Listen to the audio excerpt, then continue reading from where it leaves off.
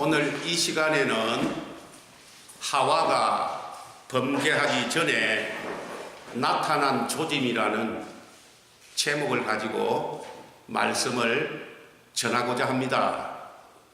우리는 창세 전에 그리스도 안에서 택함 받은 하나님의 자녀입니다.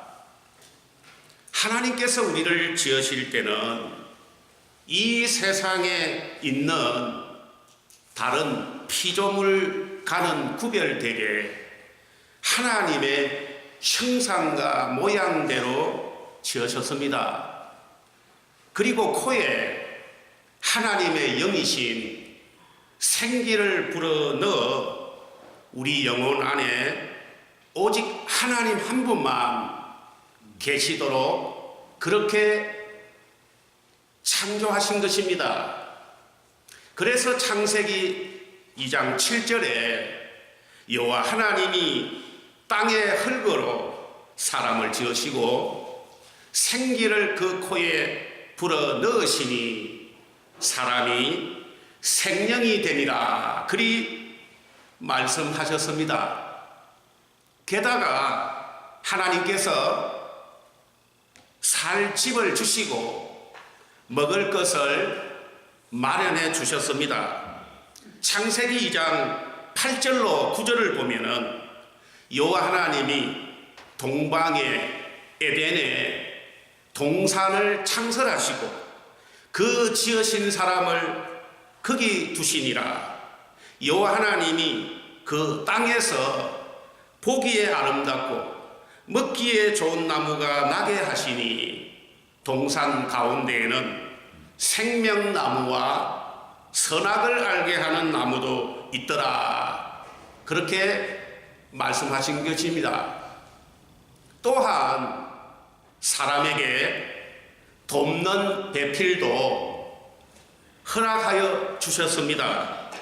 이렇게 하나님께서 우리를 지으실 때에 하나님의 성전으로 지으시고 거주할 집과 먹을 양식과 돕는 배필을 주신 다음에 마지막으로 우리가 이 세상에서 살아가는 동안에 반드시 지켜야 할 도리를 정해 주신 것입니다.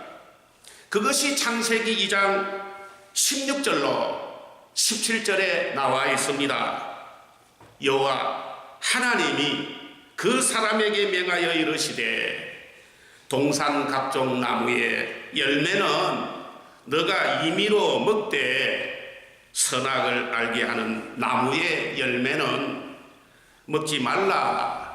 너가 먹는 날에는 반드시 죽으리라 그리 말씀하셨습니다.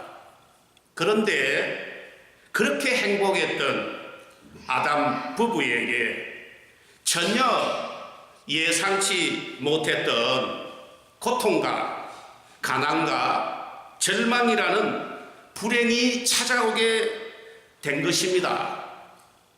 그것은 하와가 하나님 말씀을 어긴 죄로 말미암아 하나님과의 관계가 깨졌기 때문입니다. 창세기 3장 16절로 19절을 보니 여자에게 내가 내게 임신하는 고통을 크게 더하리니 너가 수고하고 자식을 낳을 것이며 너는 남편을 원하고 남편은 너를 다스릴 것이니라. 아담에게 너는 내 아내의 말을 듣고 내가 너에게 먹지 말라 한 열매를 먹어선저 땅은 너로 말미암아 저주를 받고 너는 평생에 수고하여야 그 소산을 먹으리라. 땅이 내게 가시 덤불과 엉겅기를 낼 것이라. 너가 먹을 것은 밭의 채소인저 너가 흙으로 돌아갈 때까지 얼굴에 땀을 흘려야 먹을 것을 먹으리니 너가 그것에서 취함을 입었음이라. 너는 흙이니 흙으로 돌아갈 것이니라. 그렇게 말씀하시고 아담 부부를 에덴 동산에서 쫓아내신 것입니다. 1931년 당시에 미국 여행보험사 손실통제부서에 근무하던 하인 리라고 하는 사람은 산업재해의 사례들을 분석한 가운데 일정한 법칙을 발견했습니다. 그것이 바로 하인 리 법칙이라고 합니다. 그 법칙은 그가 쓴 산업재해 해방이란 책을 통하여 알려지게 되었습니다. 대체로 아주 큰 사고와 작은 사고와 사소한 사고의 발생 비율이 1대 29대 300이라는 점에서 1대 29대 300이라는 그런 법칙으로 부르기도 합니다. 큰 재해로 한 명의 사상자가 발생할 경우에 그 전에 같은 문제로 경상자가 29명 발생하며 역시 같은 문제로 다칠 뻔한 사람은 300명이 된다고 합니다. 큰 재해는 우연히 발생하는 것이 아니라 반드시 그 이전에 사소한 사고에 징후가 있다는 것을 밝혔습니다. 이와 같이 하와도 그러한 큰 범죄를 어느 날 갑자기 범하게 된 것은 아닌 것입니다. 그 범죄 이전에 어떤 조짐이 있었을 것입니다. 오늘 이 시간에는 본문의 말씀을 통하여 하와가 범죄하기 전에 어떤 조짐이 있었는지를 살펴보려고 합니다.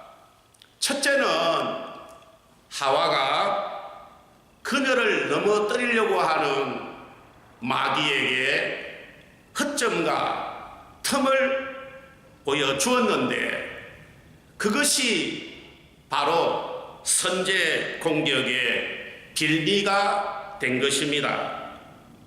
하와가 평소에 하나님 말씀을 진지하게 듣지 않고 대충 남의 이야기처럼 들은 것 같습니다. 그러던 어느 날인가 하와가 마귀가 찾아왔습니다. 그리고 그 마귀가 하나님과의 신뢰관계를 탐색을 했는데 그때 그만 마귀에게 빈틈을 보이고 만 것입니다. 그러자 그 틈으로 마귀로부터 공격을 당하게 된 것입니다. 세계 제1차 세계대전, 그 당시에 프랑스는 30세 되는 젊은 병사들 70%를 전사하거나 다쳤는데 그 당시의 전쟁의 형태가 앞이 보이는 넓은 들판에서 전쟁을 하는 것이 아니라 아주 좁디 좁은 참호에서 숨어서 전쟁을 하기 때문인 것입니다. 그러니 인명피해가 1000만 명이 넘었다고 합니다.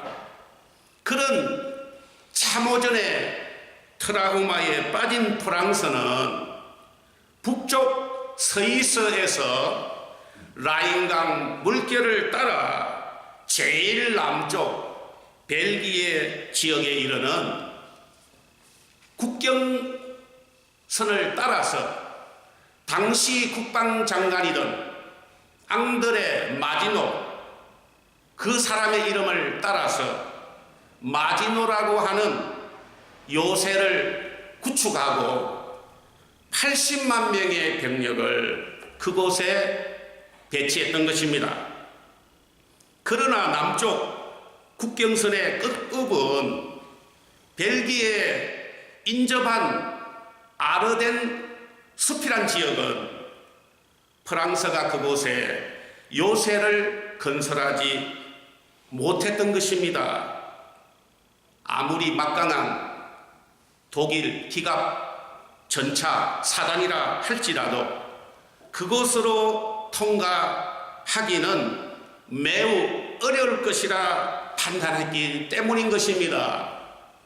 그래서 그곳에는 소수의 병력만 배치를 하였습니다. 그러나 이것은 바로 프랑스의 치명적인 실수였습니다. 벨기에 남쪽 아르덴이란 울창한 숲에 숨어있던 독일군 10개 기갑 사단은 그 아르덴 산림지대를 불과 열흘 만에 정강 석화처럼 돌파하여 영불 연합군을 북쪽으로 포위하면서 프랑스를 남북으로 두동강 낸 것입니다. 뜻밖의 기습을 당한 영불 연합군은 전쟁 발발 3주 만인 6월 4일 덩케르크라고 하는 그 막다른 골목에 몰리게 되자 전투 장비를 모두 다 버리고 영국으로 퇴각하고 말았던 것입니다.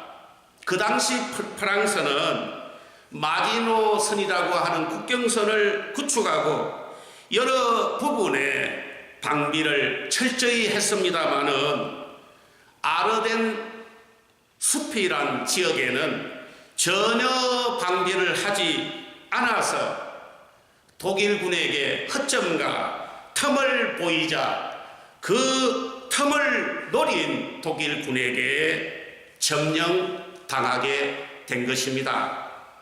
이와 마찬가지로 하와도 하나님과의 관계에 문제가 생겨 틈이 벌어지게 되었습니다. 늘 사랑하는 마음으로 당부하시는 하나님의 말씀을 충분히 납득하지 못했기 때문입니다. 그러자 마귀에게 틈을 보이게 되었고 빌미가 되어 바로 마귀의 공격을 당하게 된 것입니다. 창세기 3장 3절을 보면은 하와가 마귀에게 말한 대화를 들어보면은 동산 중앙에 있는 나무의 열매는 하나님의 말씀에 너희는 먹지도 말고 만지지도 말라 너희가 죽을까 하노라 그리 말했습니다. 그런데 하나님께서 창세기 2장 17절에 선악을 알게 하는 나무의 열매는 먹지 말라 너가 먹는 날에는 죽으리라 그리 말씀하셨습니다. 여기에서 하와의 말을 들어보니 하나님의 말씀과는 다르다는 것입니다. 그것은 무슨 말이냐? 하와의 생각과 하나님의 생각이 달랐다는 것이고 바로 하나님과의 신뢰관계에 틈이 생겼다는 것입니다. 그때 마귀가 그 틈으로 공격해서 들어오면은 무조건 당하게 된 것입니다. 그러므로 우리는 마귀에게 틈을 주지 않도록 늘 말씀을 주야로 묵상하며 그 말씀이 우리 몸에 배이도록 훈련해야 하는 이유가 바로 여기에 있다는 것입니다. 하와가 인류에게 커다란 재앙이 된 큰 범죄를 어느 날 갑자기 범하게 된 것은 아닙니다. 그렇게 큰 범죄하기 이전에 어떤 조짐이 있었을 것입니다. 그걸 오늘 본문의 말씀을 통하여 살펴보자면은, 둘째로 하와는 그 당시에 옳고 그름을 판단하는 마음의 판단력을 상실한 채로 살았다는 것입니다. 마귀가 쏘는 유혹이라는 화살의 공격을 받았을 때에 하와가 그걸 마음으로 물려쳐야 하는데 그러질 못하고 마음으로 그만 받아들이게 되었다는 것입니다.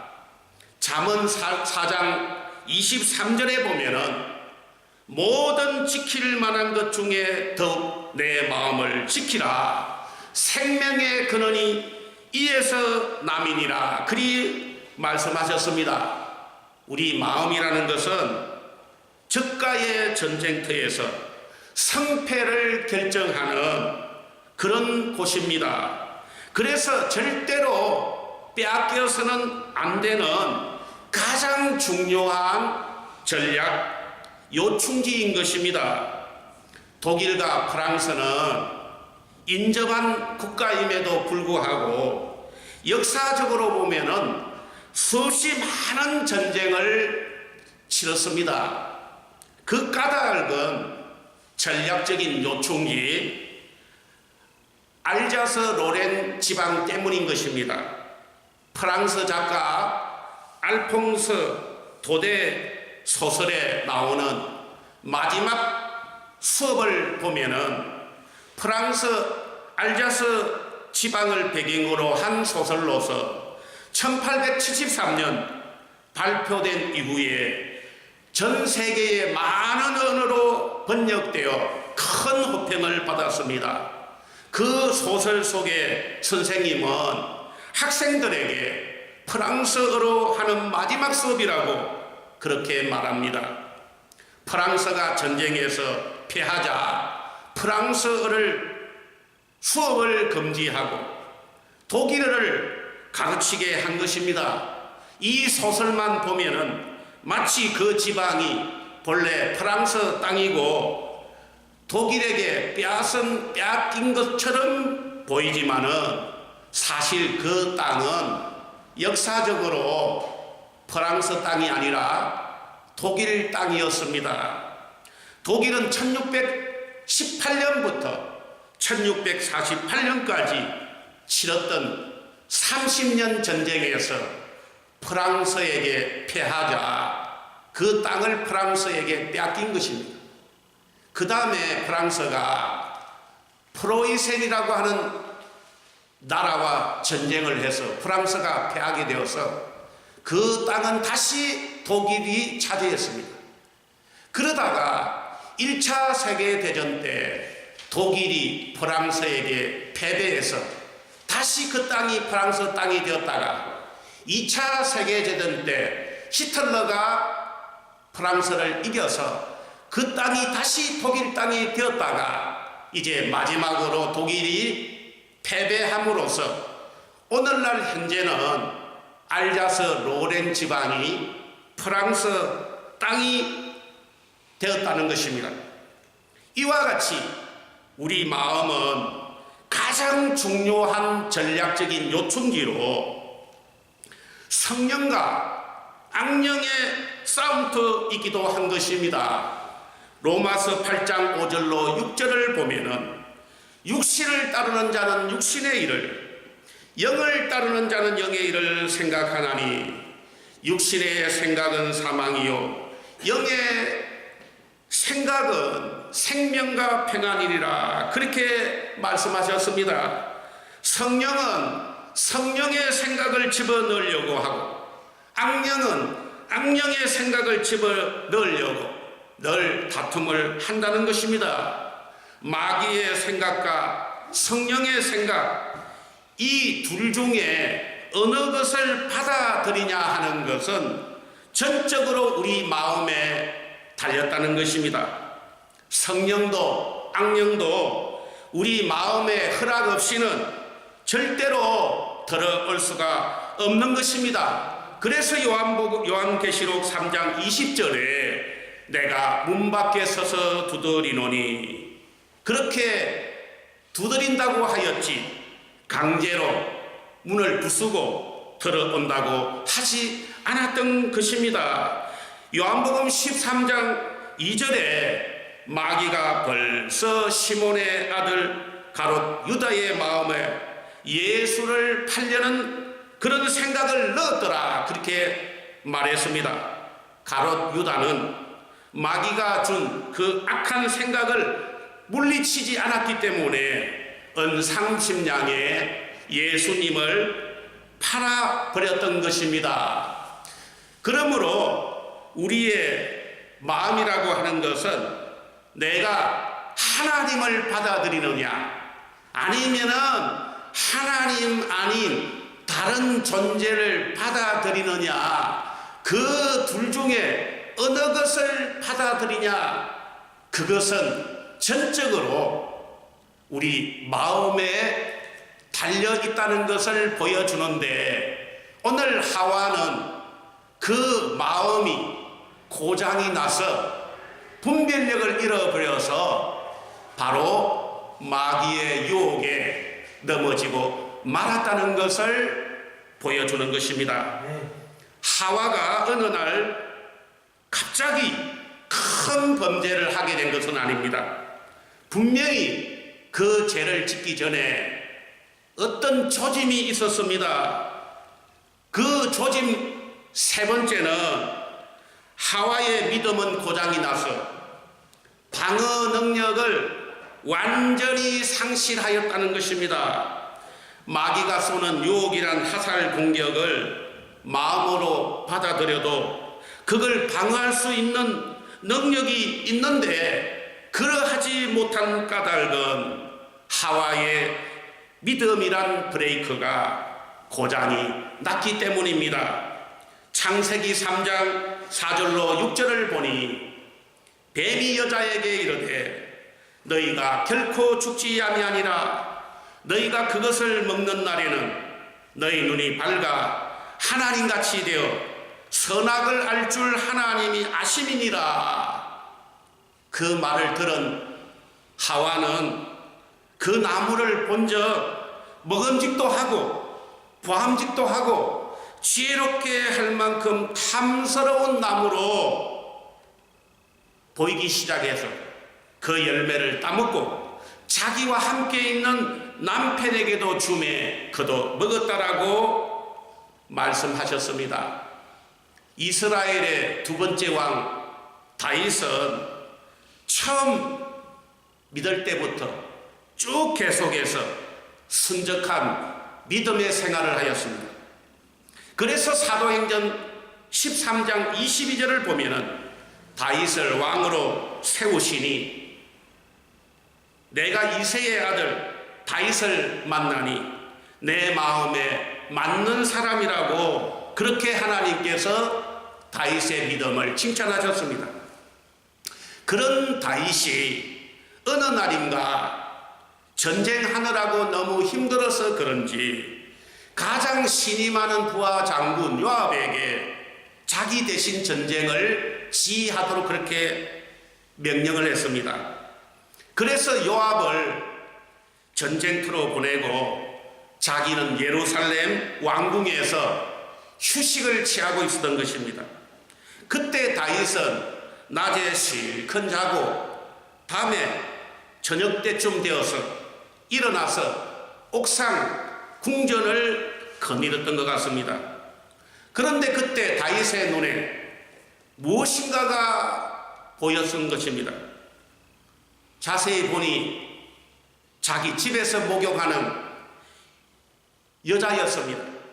평소 같았으면 그냥 그런가 보다 하고 지나칠 광경인데 그날 무슨 조한지 무슨 귀신에 썰렸는지 홀렸는지 무슨 까닭인지 마귀가 쏘는 유혹의 화살을 마음으로 받아들이게 된 것입니다.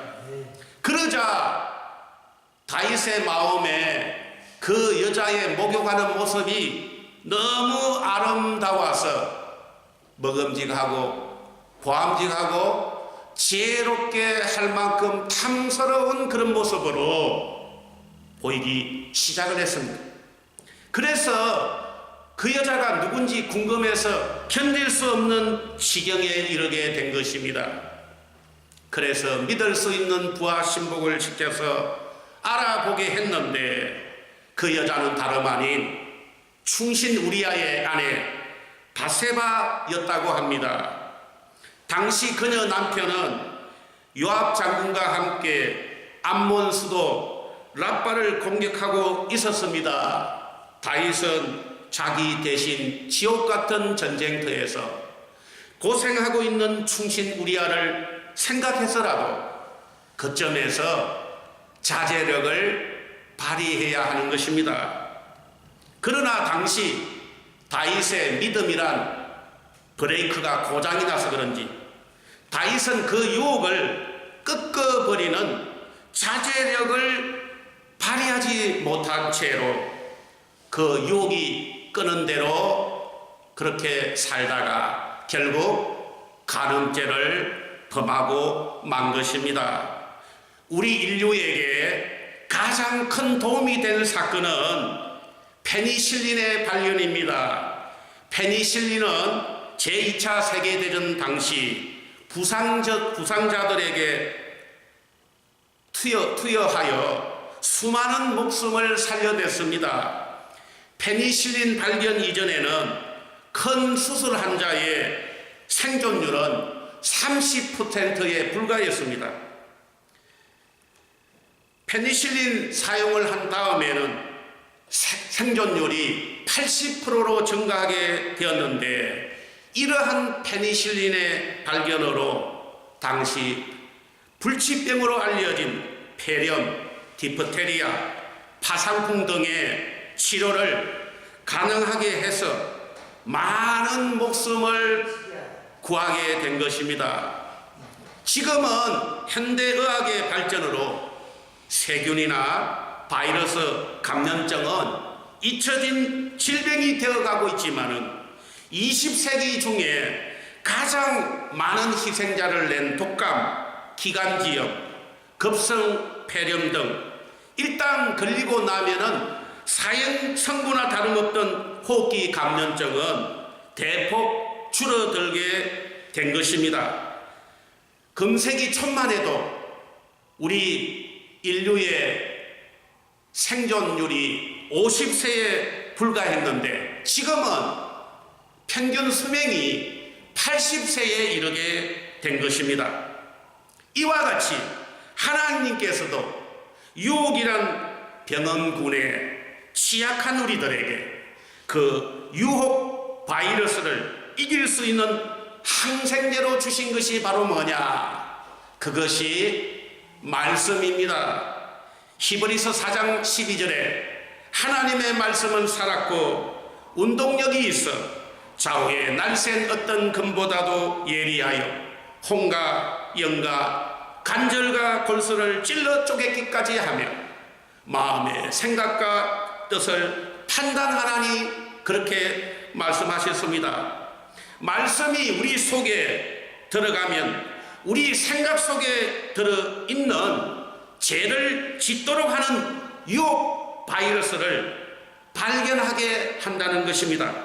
그래서 유혹이란 병원균을 이길 수 있는 항생제를 찾게 되는데 그 항생제가 바로 말씀이라는 것입니다.